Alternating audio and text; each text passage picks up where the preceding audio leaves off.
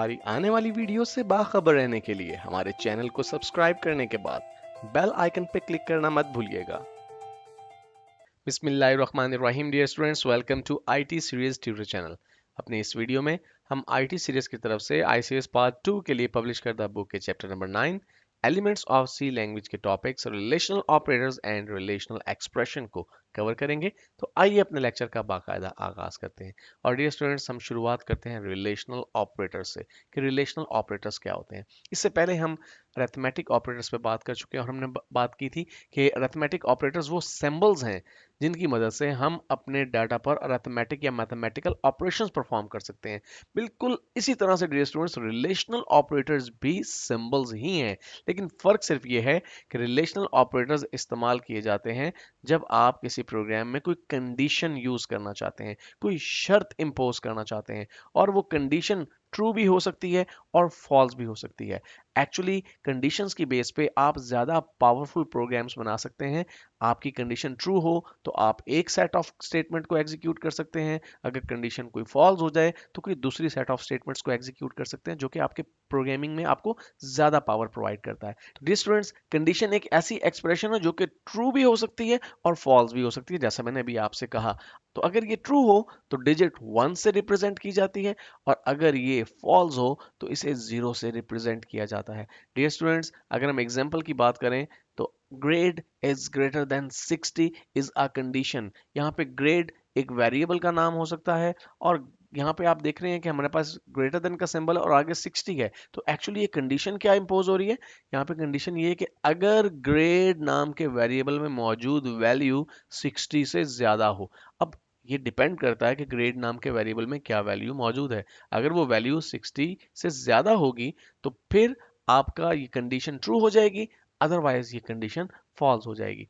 ये students, relational operators को बाज औकात कंपैरिजन ऑपरेटर्स भी कहा जाता है, क्योंकि ये कंडीशंस को चेक करते हैं जो कि ट्रू भी हो सकती हैं और फॉल्स भी हो सकती हैं। आइए देखते हैं उन ऑपरेटर्स को जो कि कंडीशंस में इस्तेमाल किए जाते हैं। तो यहाँ पे आपको एक टेबल नजर आ रहा है जिसमें लेफ्ट साइड पे ऑपरेटर है और राइट साइड पे उसका मीनिंग बताया गया है। तो पहला ऑपरेटर है लेस देन का ऑपरेटर, जिसकी मदद से आप ये चेक करते हैं कि लेफ्ट साइड पे मौजूद जो वेरिएबल है या वैल्यू है वो राइट साइड पे मौजूद वैल्यू से छोटी है या नहीं। इसी तरह से हमारे पास दूसरा जो ऑपरेटर है वो ग्रेटर देन का ऑपरेटर है। इसकी मदद से आप ये चेक करते हैं कि इस ऑपरेटर के लेफ्ट साइड पे मौजूद वैल्यू बड़ी है राइट साइड पे मौजूद वैल्यू से या नहीं। इसके बाद थर्ड नंबर पे हमारे पास लेस देन और इक्वल टू का ऑपरेटर है, जो दो चीजों को बैक वक्त चेक करता है कि इस ऑपरेटर के लेफ्ट साइड पे मौजूद वैल्यू या तो छोटी होगी या बराबर होगी राइट साइड पे मौजूद वैल्यू से, तो कंडीशन ट्रू होगी। उसके बाद हमारे पास ग्रेटर देन और इक्वल टू का ऑपरेटर है। इसमें भी हम दो चीजों को एक साथ इवेल्युएट कर सकते हैं कि या तो लेफ्ट साइड पे मौजूद वैल्यू बड़ी हो राइट साइड पे मौजूद वैल्यू से, या फिर उसके बराबर हो। दोनों सूरतों में कंडीशन ट्रू होगी वरना फॉल्स होगी। इसके बाद आप देखिए हमारे पास इक्वल टू का ऑपरेटर है, जिसकी मदद से हम इक्वालिटी चेक करते हैं, और इसके लिए आप डबल इक्वल साइन का इस्तेमाल करते हैं। और लास्ट में आपको नॉट इक्वल टू का ऑपरेटर नजर आ रहा है, जिसकी मदद से आप निगेशन चेक करते हैं इक्वलिटी की, नेगेटिविटी चेक करते हैं इक्वलिटी की, जहां पे आप ये चेक करना चाहते हैं कि अगर एक वैल्यू जो राइट साइड पे मौजूद है वो लेफ्ट साइड पे मौजूद वैल्यू के बराबर नहीं होगी तो कंडीशन ट्रू होगी, वरना फॉल्स हो जाएगी। तो डियर स्टूडेंट्स, रिलेशनल ऑपरेटर्स के बाद अब हम आगे बढ़ते हैं और बात करते हैं रिलेशनल एक्सप्रेशन की। हमने इससे पहले बात की अरिथमेटिक एक्सप्रेशन की। आपको याद है हमने कहा कि अरिथमेटिक एक्सप्रेशन एक ऐसी एक्सप्रेशन है जिसमें कांस्टेंट्स और वेरिएबल्स के साथ साथ अरिथमेटिक ऑपरेटर्स का इस्तेमाल किया जाए। तो रिलेशनल एक्सप्रेशन कैसी एक्सप्रेशन होगी?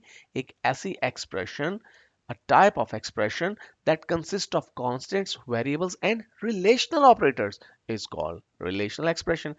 Simply आपके कांस्टेंट और वेरिएबल्स तो अरिथमेटिक एक्सप्रेशन में भी थे, यहाँ पे भी हैं, लेकिन अरिथमेटिक एक्सप्रेशन में आपके अरिथमेटिक ऑपरेटर्स का इस्तेमाल किया जाता है, जबकि रिलेशनल एक्सप्रेशन के अंदर रिलेशनल ऑपरेटर्स जो कि अभी हम डिस्कस करके आए हैं उन्हें इस्तेमाल किया जाता है। तो डियर स्टूडेंट्स, हमने जैसे अभी कहा कि एक्सप्रेशंस को इस्तेमाल किया जाता है वैल्यूज को कंपेयर करने के लिए। लेट्स से कि आपके पास एक वेरिएबल है जिसका नाम नंबर है, और आप ये चेक करना चाहते हैं कि वो नंबर नाम का वेरिएबल जो है उसमें मौजूद वैल्यू 50 जो कि एक कांस्टेंट है, इससे बड़ा है या नहीं वो डिजिट जो नंबर नाम के वेरिएबल में स्टोर्ड है। तो इसे आप इस तरह से लिखते हैं, नंबर इज ग्रेटर देन 50। अगर नंबर नाम के वेरिएबल में 51 स्टोर्ड हुआ या 50 से बड़ी कोई भी वैल्यू स्टोर्ड हुई तो फिर ये कंडीशन ट्रू है, अदरवाइज ये कंडीशन फॉल्स है।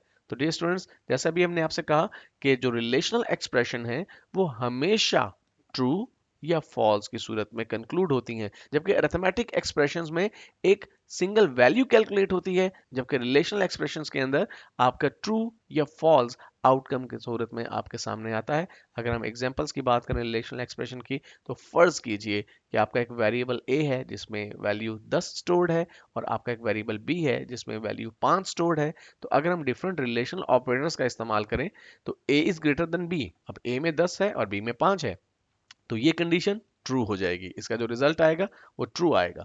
a is less than b, इसका रिजल्ट फॉल्स आएगा क्योंकि a में 10 है और 10 5 से बड़ा है, छोटा नहीं है।